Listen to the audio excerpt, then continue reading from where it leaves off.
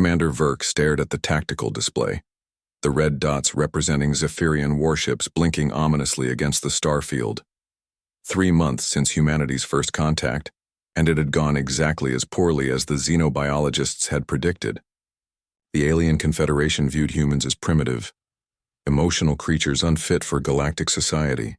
"Sir, incoming transmission from the lead vessel," Communications Officer Hayes reported, her voice tight with tension.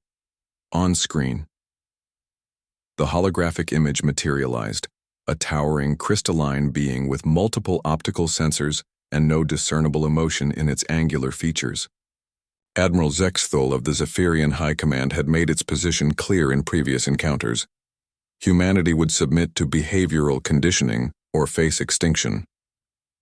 "Human Commander," the alien's voice resonated like grinding glass. "You have 48 standard hours to begin transferring your population to our processing facilities. Your species' irrational emotional responses pose a threat to galactic stability." Verk's jaw tightened. "And if we refuse? Then your worlds burn." The transmission cut, leaving the bridge in heavy silence. Verk rubbed his temples, feeling the weight of 7 billion lives pressing down on him. The Zephyrian fleet outgunned them 10-1, and their technology was centuries ahead of Earth's best defenses. "Commander, we have another incoming signal," Hayes announced, confusion evident in her tone. "It's from Earth. Civilian frequency. Patch it through." The tactical display flickered and was replaced by a small face, a 7-year-old girl with bright eyes and gap-toothed smile. Ana Martinez, according to the identification tag, calling from New Geneva Colony. "Hello? Is this the Space Commander man?" Ana asked, pressing her face closer to the camera. "My teacher said you're fighting the mean aliens who want to hurt people." Verk blinked, thrown completely off guard. "Sweetie, how did you get this frequency?" "My mom works at the communication station. She's really smart with computers and stuff." Ana held up a drawing, stick figures of spaceships and people holding hands. "I made you this picture. Are you lonely up there?" The bridge crew exchanged glances. In the face of galactic annihilation, this child had somehow reached across space to offer comfort. "Ana, Verk started, then stopped. What could he tell her? That her world might not exist in 2 days. Sometimes it gets lonely, yes. Ana nodded seriously. "My dad went away when I was little, so Mom gets lonely too. She cries sometimes when she thinks I'm sleeping, but she always makes me pancakes in the morning and tells me jokes." She paused, her expression brightening. "Are you married?" "No, Ana, I'm not." "Then you should marry my mom. She's the kindest person in the whole galaxy. She gives food to hungry people and helps lost animals, and she never gets mad, even when I accidentally broke her favorite mug." Ana's voice dropped to a conspiratorial whisper. "And she makes really good cookies." Despite everything, Verk found himself smiling. "She sounds wonderful." "She is. And if you married her, you wouldn't be lonely anymore. And she wouldn't cry at night, and we could be a family." Ana clapped her hands together. "Oh, and maybe you could teach me to fly spaceships." Movement on the tactical display caught Verk's attention. The Zephyrian ships were repositioning, forming an attack formation.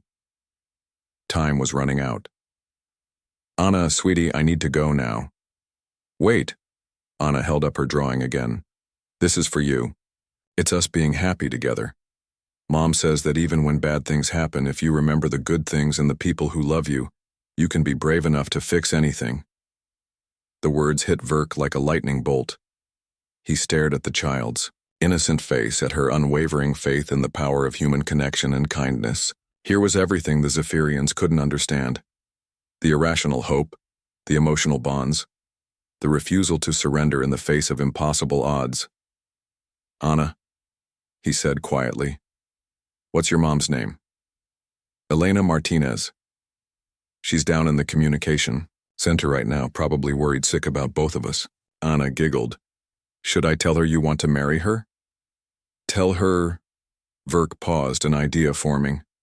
"Tell her that a space commander thinks she raised the bravest little girl in the galaxy." After ending the transmission, Verk stood silent for a long moment. Then he turned to his communications officer.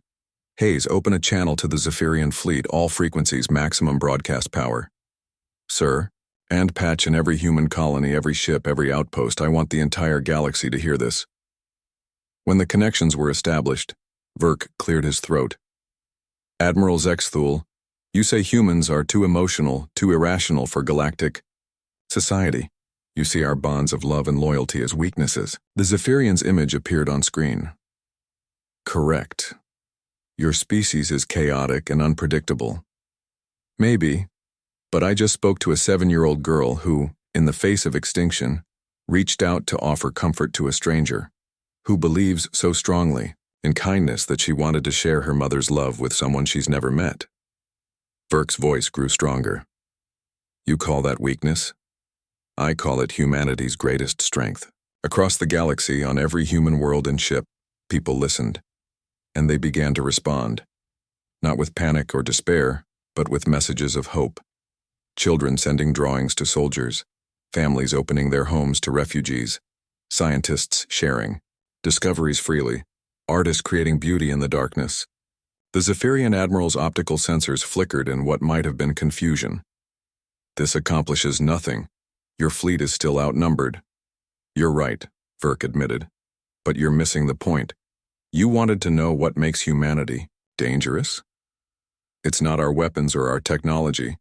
It's that a little girl named Anna can look at the end of the world and still believe in love.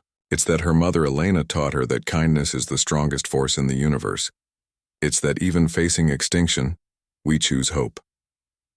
As if on cue, new signals began appearing on the tactical display. Ships from across human space, merchant, vessels, research craft, even civilian transports, all converging on the battle zone.